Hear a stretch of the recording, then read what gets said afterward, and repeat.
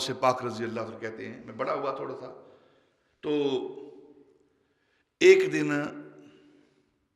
کھیتی باڑی کے لیے، چلو کچھ کام کاج کرتے ہیں، تو کھیتی باڑی کے لیے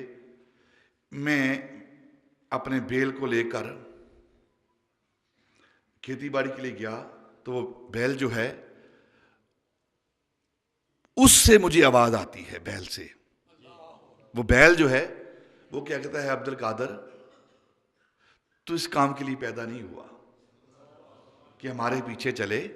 تجھے اللہ نے کسی اور کام کے لیے پیدا کیا ہے۔ آپ فرماتے میں نے آواز سنی، آواز سن کر میں واپس آ گیا، گھر کی چھت پر چڑھا، تو میں جب اپنے گھر کی چھت پر چڑھا نا، تو اللہ رب العزت نے سارے پردے ہٹائے، میدان عرفات کے اندر حاجی جو بیٹھے ہیں میں نے ان کو دیکھا، بس وہ دیکھنا تھا، وہاں میدان عرفات کے انوار و تجلیات کا میں نے نظارہ کیا، طبیعت کے اندر ایک عجیب کیفیت پیدا ہوئی، نیچے آیا، ماں سے عرض کی، ماں تو مجھ پر رحم کر، مجھ پر کرم فرما اور مجھے آزاد کر دے، مجھے آزاد کر دے، میں دین حاصل کرنا چاہتا ہوں، علم حاصل کرنا چاہتا ہوں،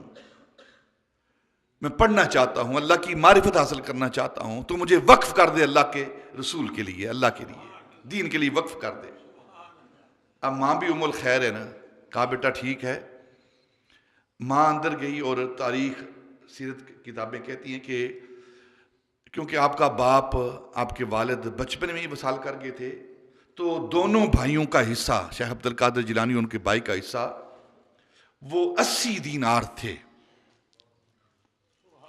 جو وراثت میں آئے، 80 دینار، آپ نے والدہ وہ 80 دینار لے کر آئی، اور 40 دینار آپ کو دیے، اور 40 دینار دوسرے بھائی کے لیے رکھ دیے کہ یہ تیرے بھائی کا حصہ ہے اور یہ تیرا حصہ ہے، تو اپنا حصہ لے لے،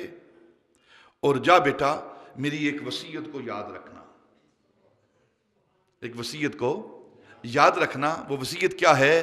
کہ کبھی بھی جھوٹ نہیں بولنا، کبھی بھی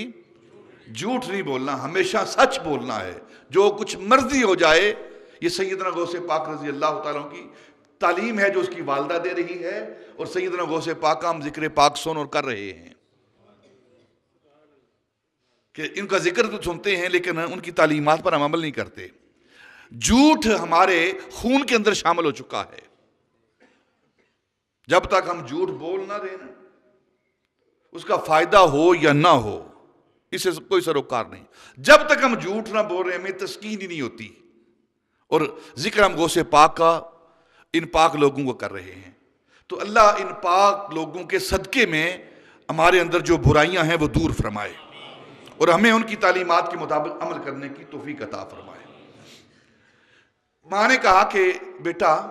جا، تجھے اللہ کی راہ میں چھوڑتی ہوں، وقف کرتی ہوں، تیرے حقوق معاف کرتی ہوں، جا جا کر تعلیم حاصل کر، لیکن ماں کی وصیت یاد رکھنا کہ کبھی جھوٹ نہیں بولنا، ہمیشہ سچ بولنا ہے۔ اور بغل کے نیچے ایک کپڑے کے اندر ماں نے وہ 40 دینار جو ہیں وہ سی دیے، آپ چل دیے۔ ایک قافلہ جو تجارت کے لیے جا رہا تھا بغداد شام کی طرف، تو اس قافلے کے ساتھ چل دیے، کچھ تھوڑا سفر طے کیا، تو اس قافلے پر ڈاکوؤں نے حملہ کیا اور قافلے کو لوٹ لیا۔ آپ کہتے ہیں کہ ایک ڈاکو میرے پاس آیا، اس نے کہا میری حالت کو دیکھ کر، فقیرانہ لباس تھا، تو او فقیر تیرے پاس کیا ہے، تیرے پاس بھی کچھ ہے کہ نہیں؟ تو آپ فرمانے کہ ہاں میرے پاس ہیں، 40 دینار ہیں میرے پاس۔ اس نے کہا شاید مذاق کر رہے ہیں نا، پھٹے پرانے کپڑے ہیں، تو اس نے کہا مذاق کر رہے ہو؟ نہیں میرے پاس 40 دینار ہیں۔ وہ مذاق سمجھ کر آگے چل دی۔ دوسرا ڈاکو آیا، اس نے پوچھا تیرے پاس کیا ہے؟ فرمایا کہ 40 دینار ہیں، وہ بھی مذاق سمجھ کے آگے چل۔ تیسرا آیا، اس نے پوچھا تیرے پاس کچھ ہے؟ فرمایا 40 دینار ہیں۔ تو اس نے جب سنا 40 دینار ہیں تو سارے لوگوں کے سے مال لوٹ لیا انہوں نے، تو شیخ عبد القادر جیلانی کو وہ جو تیسرا ڈاکو ہے وہ ساتھ لے کر نا، تو اپنے سردار کے پاس لے آیا کہ سب سے ہم نے مال لے لیا ہے، اور یہ فقیرانہ لباس پہنے ہوئے یہ دعویٰ کرتا ہے اس کے پاس 40 دینار ہیں۔ تو اس سردار نے کہا، ڈاکوں کے سردار نے کہا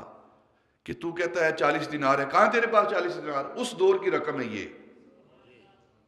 کہاں ہے تیرے پاس 40 دینار؟ آپ نے اپنی بازو اوپر کیا، فرمایا یہ سلے ہوئے، یہ دیکھو میری ماں نے یہاں سی کر دی ہیں۔ تو اس نے کہا کہ تو نے اپنے 40 دینار بچانے کے لیے جھوٹ کیوں نہیں بولا؟ کہہ دیتے کہ میرے پاس کچھ نہیں ہے۔ فرمایا میری ماں نے مجھے منع کیا تھا، حکم دیا تھا جھوٹ نہیں بولنا، میری ماں نے مجھے حکم دیا کہ جھوٹ نہیں بولنا، ہمیشہ سچ بولنا ہے، تو میں نے ماں کی وصیت کو یاد رکھا ہے، اس کے حکم کو یاد رکھا ہے۔ تو وہ جو سردار تھا ڈاکوؤں کا، سیدنا غوث پاک کی بات اس کے دل پر جا لگی کہ یہ بچہ ہے، ابھی نوجوان ہے، اور ماں کے حکم کی اتنی تابعداری کرتا ہے، اور ہم بڑے ہو گئے ہیں،